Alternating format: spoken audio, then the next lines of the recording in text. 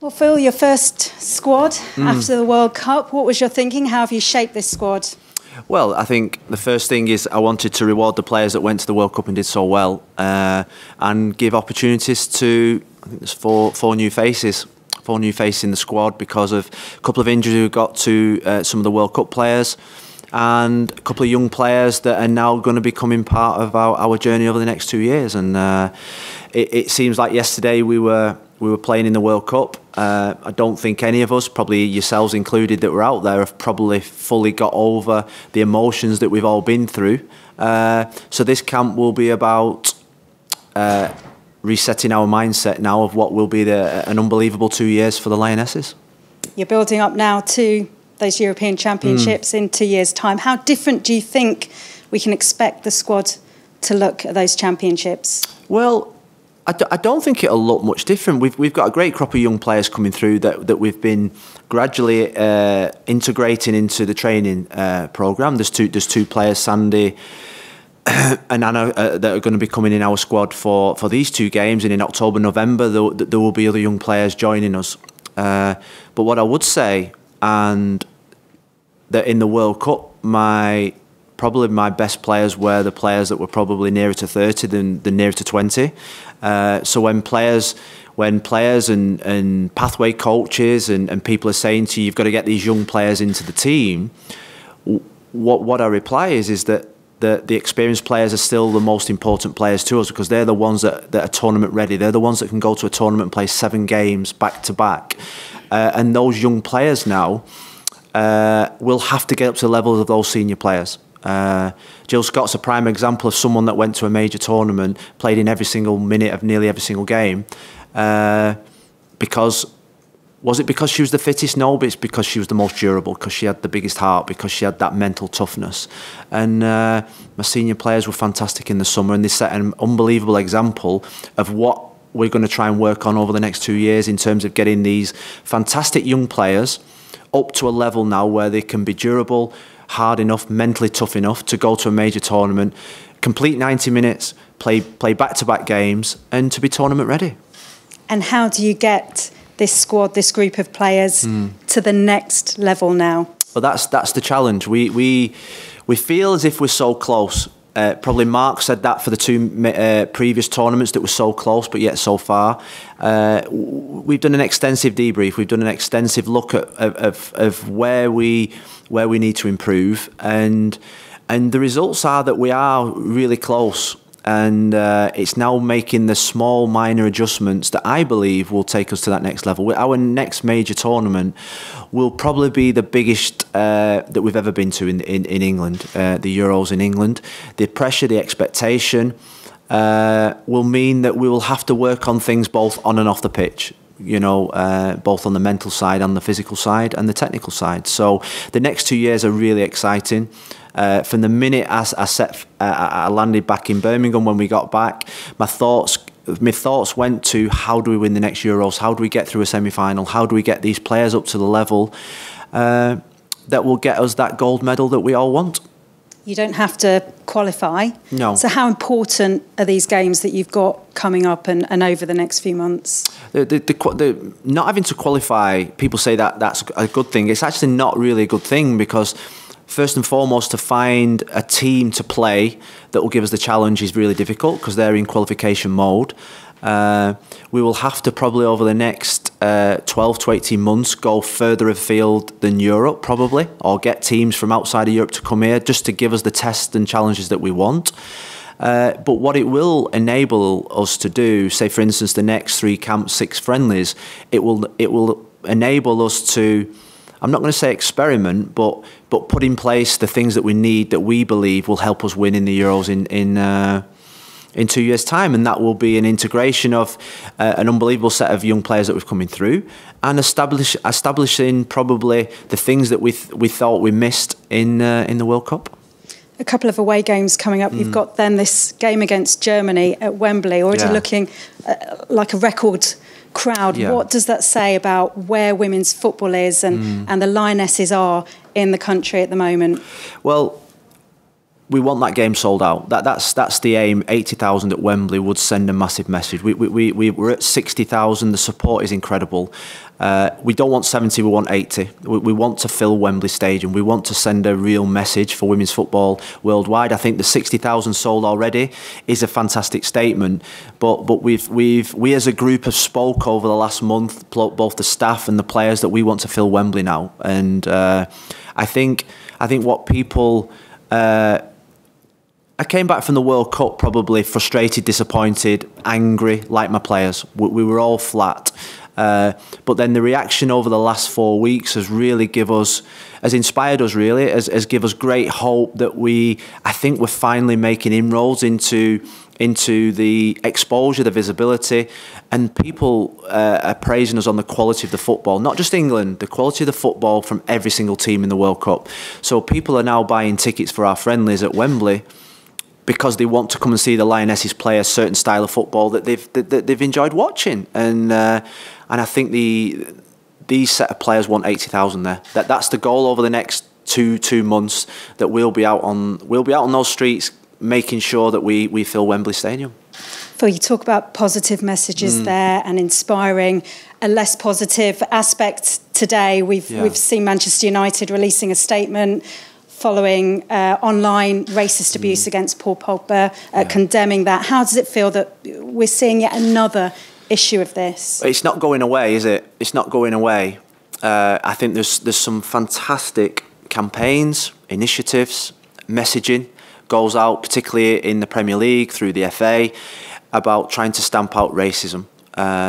And at times you feel as if you're making inroads, and then you get probably a massive reminder that actually we're probably not. You think about the Tammy Abrahams incident last week. It was Paul last night.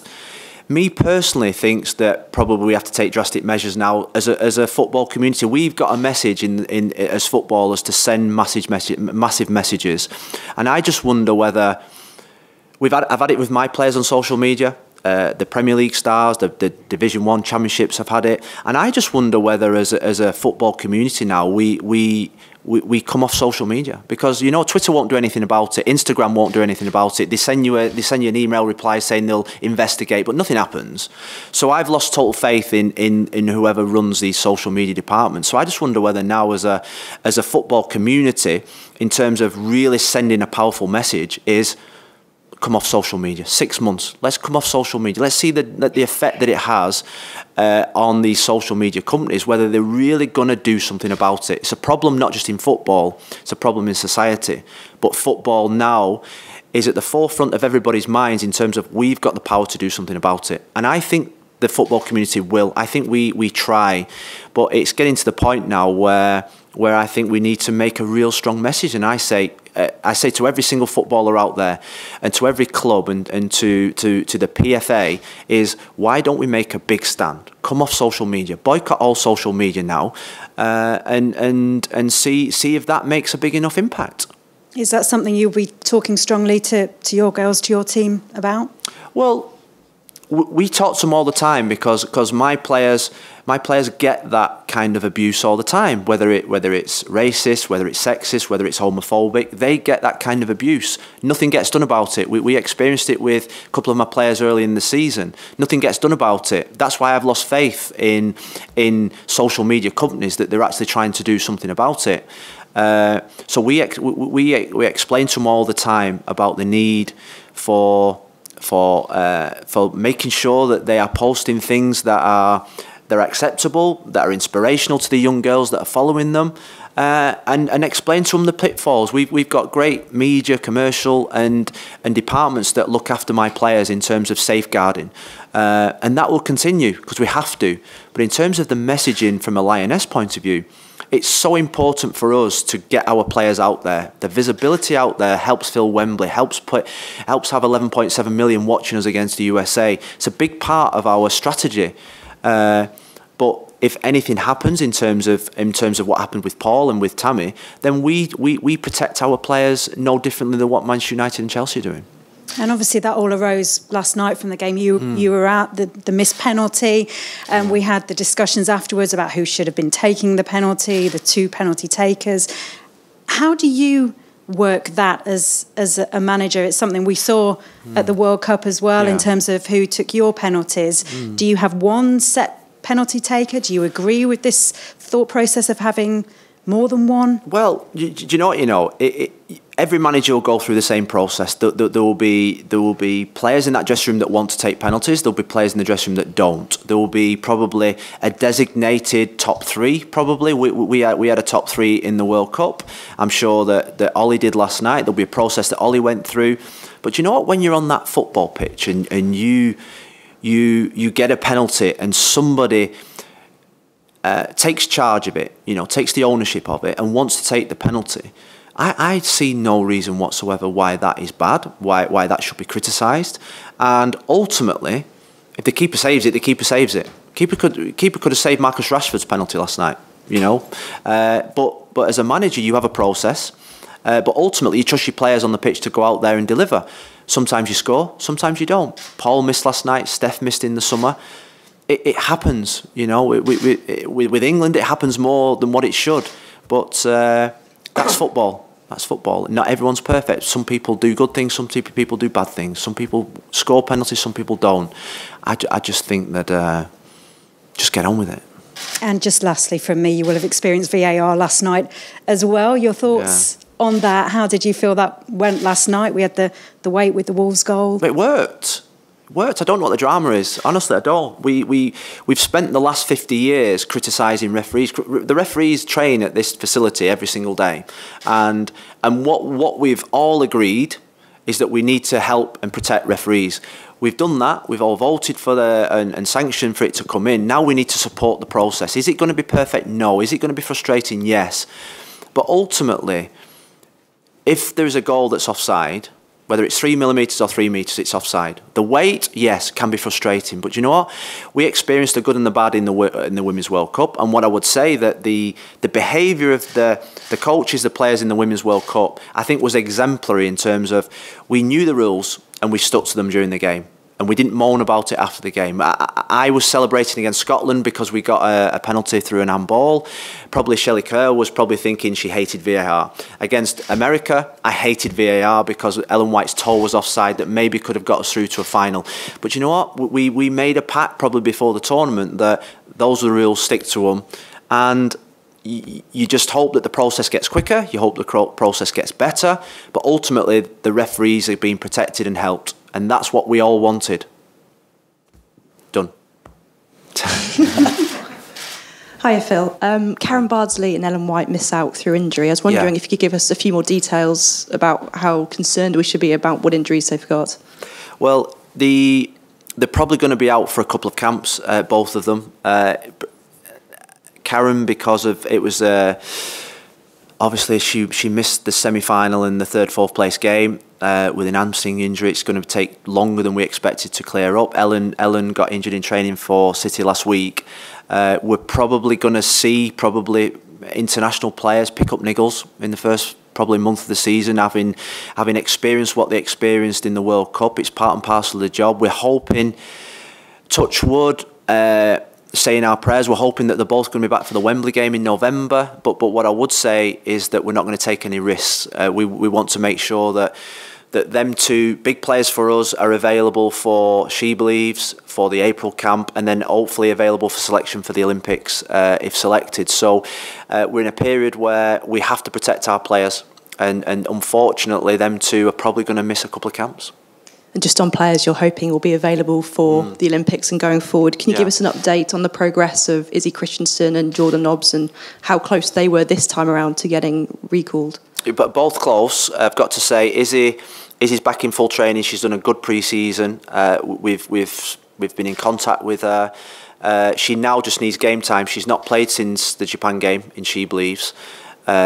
She's probably played a practice game and a couple of training games, so she needs to build up her fitness in terms of match fitness. But midfield probably an area where there will be opportunities because I think we're probably light in that area. Jordan played 20 minutes against West Ham at the weekend. She's scheduled to play, I think, 45 minutes this weekend.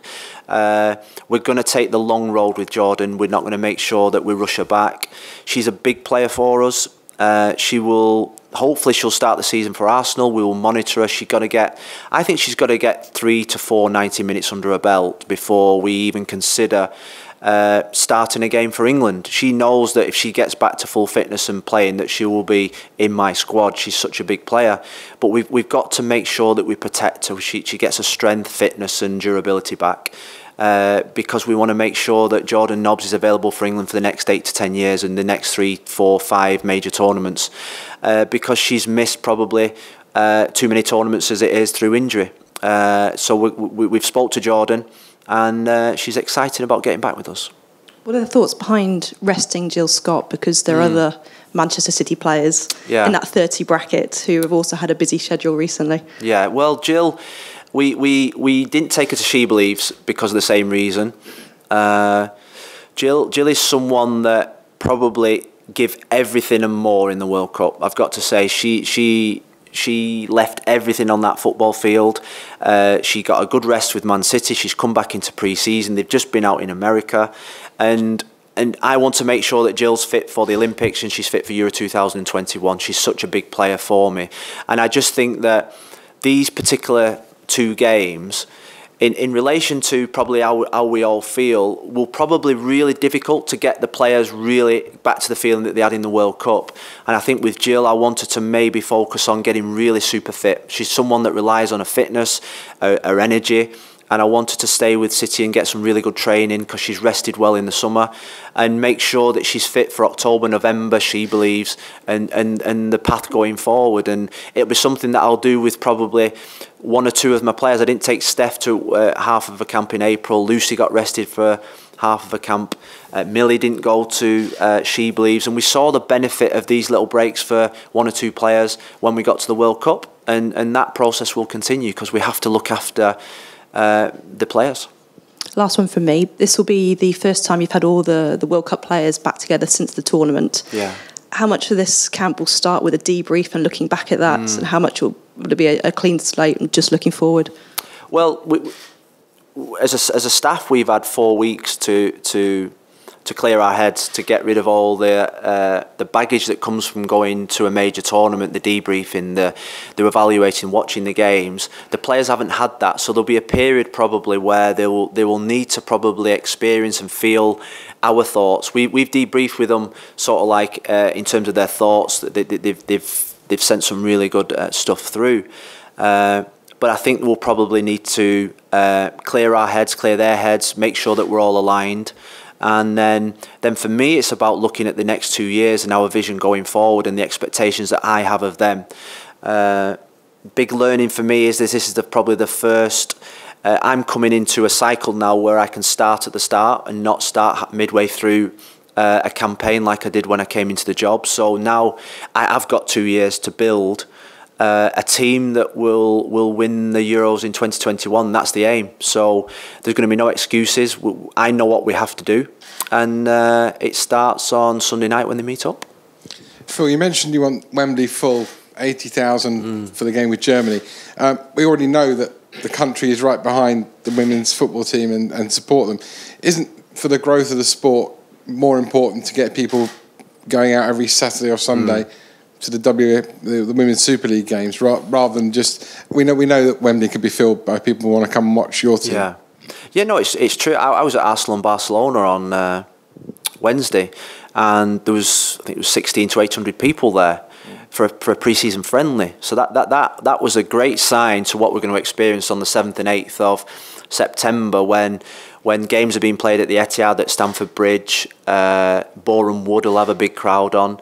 There'll be big crowds now going to watch these games. And I think that you're right, the biggest challenge is to get WSL up to 2,000, 3,000, 4,000 crowds every week. But I think we'll have that. I think we'll have that particularly in the first month of the season. And I think people probably have criticised the games being played at the Etihad and Stamford Bridge in the first couple of weeks, but the visibility from them games means that there'll be a knock-on effect to the other games. And we're in a golden age now where I think that I'm not so sure we have to publicise these games as much anymore. I don't think we have to get. I think people know now that the WSL have quality players, quality games, and the players on show are elite athletes now that produce great performances. And going hand in hand with that, you know, I cover men's football as well as women's football. The women's game is so much more accessible. I watch after games and players go around and they meet the fans and they meet the young supporters that are there. How can the game grow but maintaining that accessibility?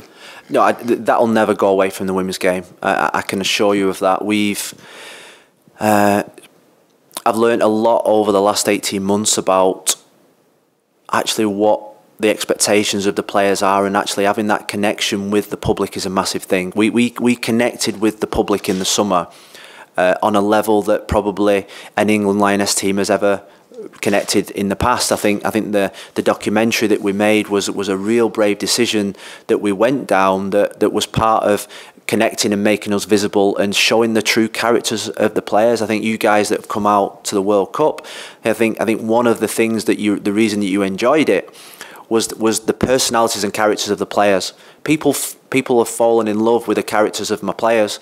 So with that, then the support comes with go and watch them in the WSL, and they should never lose that character and personality. That's their biggest strength. That's the biggest strength of the women's game. That freshness, that not vulnerability, but that ability to go out and stand in rooms and smile and be themselves is what inspires me when I see them, and is what is now inspiring the next generation of people, that now journalists, media, commercial people, supporters, to get on board with what is a fast-growing game. Well, don't we have that? I think that was probably my point. I think don't we have task force? The FA are doing everything possible. The Premier League have got campaigns and doing everything possible, but it doesn't seem to be. We're plugging holes here, and then there's leaks elsewhere. And I'm just focusing really on the social media aspect of what Paul went through last night, Tammy last week, my players daily. And I think social media is a massive part of the problem in society. That's my take on it, and I just wonder whether, as a football community, and I challenge the governing bodies, is what can we do as a footballing community now towards the policing of social media? I asked it 12 months ago when Karen Carney got a death threat and she got abused. I asked it then, what can we do to police social media better? I think Harry Maguire said something this morning about being verified, producing your passport details, your home address, official things that you can be held accountable for posting such disgusting things. It probably has to get to that level of security, because at the moment you can be an egg on Twitter and nobody knows who you are, and there's a lot of them.